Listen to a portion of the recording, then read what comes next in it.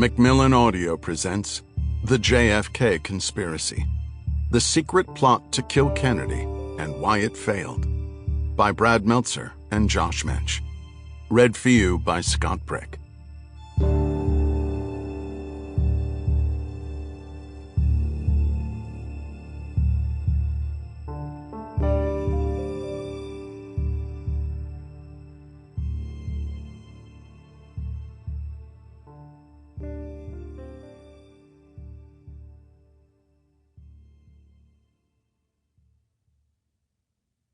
For Josh Mensch, my dear friend and brother in writing, so grateful we got to make history together. Brad Meltzer. For Brad Meltzer, who may be the greatest Mensch of all, thank you for inviting me on this amazing journey through history. Josh Mensch. Prologue, Palm Beach, Florida, December 11th, 1960.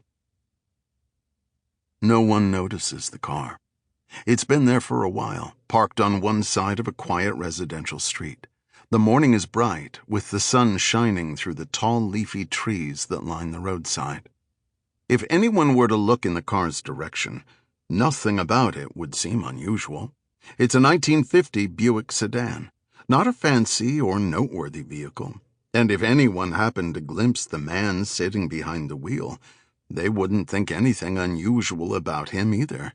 He's an older man, with short white hair and a wide face. His dress and appearance are typical. He looks like many other motorists in South Florida, or for that matter, anywhere else in the United States.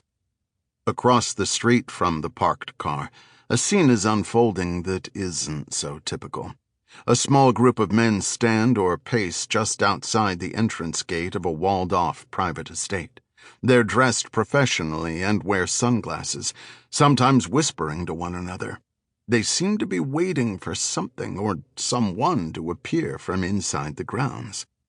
Soon enough, someone does appear.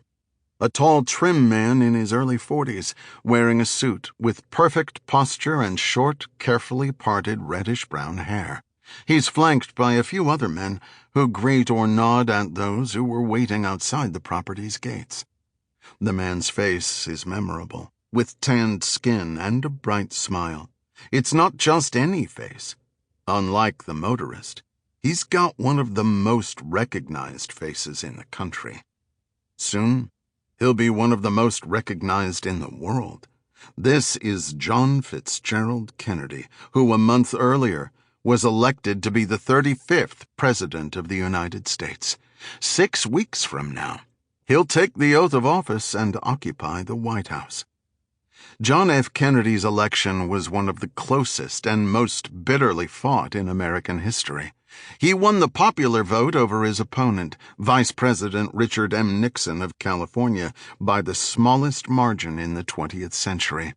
When it came to the Electoral College, several states had razor-thin margins that could have swung the victory in the other direction. It was the first election in U.S. history to be fully televised, drawing unprecedented scrutiny and a media frenzy greater than any the country had ever experienced. It was also a divisive election at a divisive time. In the 1960s, the nation was entering a new decade that would be as turbulent and full of social upheaval as any other in the nation's past. The defining domestic issue of the day, the struggle for civil rights for Black Americans, has led to a furious and violent backlash that has put the country at a perilous crossroads. Kennedy's victory was greeted, especially by younger voters, with unprecedented fervor and devotion. At a time when the nation is bitterly torn, a new generation has placed its hopes and ideals with this young president to move the country forward in a direction they believe in. Equally fervent, however, are those on the other side of the divide. Many Americans reject the changes and upheaval the younger generation are pushing. For these voters, Kennedy embodies everything they believe is wrong with the country. Sample complete. Ready to continue?